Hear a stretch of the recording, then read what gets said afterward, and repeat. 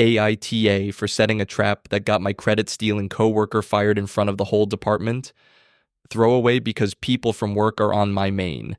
I, 31M, work in marketing analytics. About a year ago, we hired a guy I'll call Brett. Charming, great in meetings, always the loudest voice in the room. The problem was that Brett didn't actually do any work. What Brett did was find out what other people were working on, then repackage it as his own the moment leadership was watching. I was his favorite target. I'd build a full quarterly forecast model, walk the team through it on a Tuesday, and by Thursday, Brett would be in our director's office presenting his analysis, my charts, my numbers, my insights, with his name on the deck. When I brought receipts to our manager, Steve, I got the classic non-answer. Brett's just really good at visibility.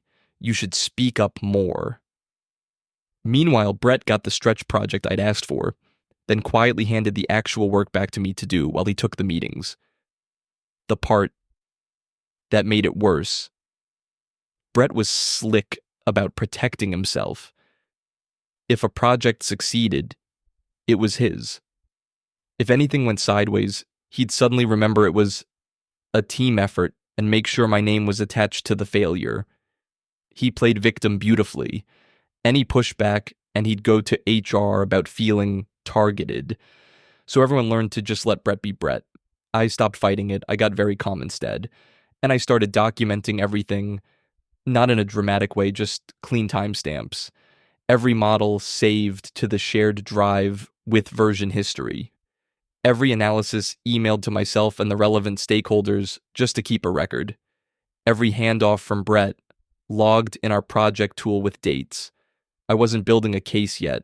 I was just laying track.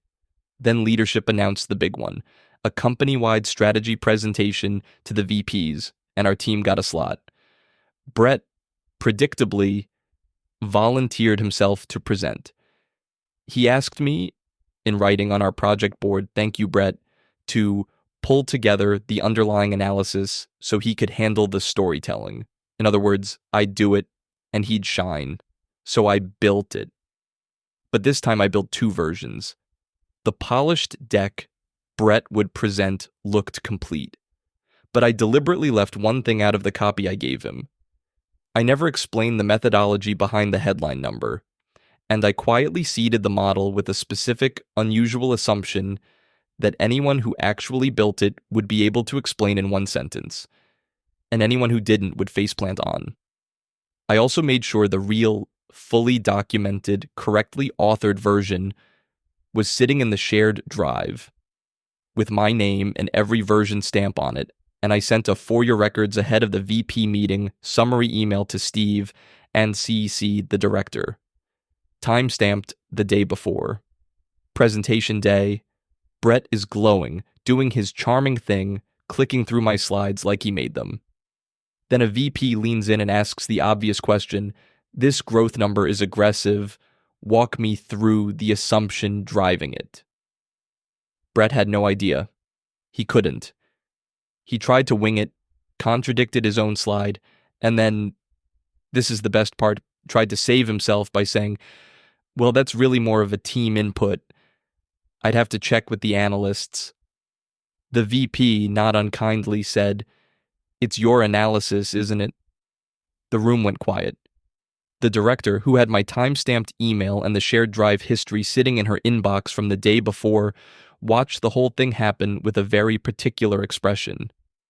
So, AITA, update, one update, and then I'm out. It didn't take long. After the meeting, the director pulled the version history and my summary email, and it painted a very clear picture. The work was mine, the documentation was mine, and Brett had put his name on something he demonstrably could not explain. It also wasn't the first complaint about him. Turns out, two other people on adjacent teams had quietly raised the same thing, and my paper trail was the one that finally made it undeniable. Brett was gone within 3 weeks. Not a dramatic walkout, just a "we're moving in a different direction," a cleaned-out desk, and a LinkedIn that updated to "open to opportunities." Steve, the manager who told me to speak up more, got a very pointed talking to about how a credit stealer operated under his nose for a year, and he's suddenly extremely interested in my career development. The real win came a month later. That strategy project became mine, my name, my meeting, my VPs, and it went well enough that I got the promotion Brett had been angling for the entire time. The director told me privately that the thing that impressed her most wasn't the model. It was that I kept my head down, did the work, and let the receipts do the talking. That's the only update I'm giving.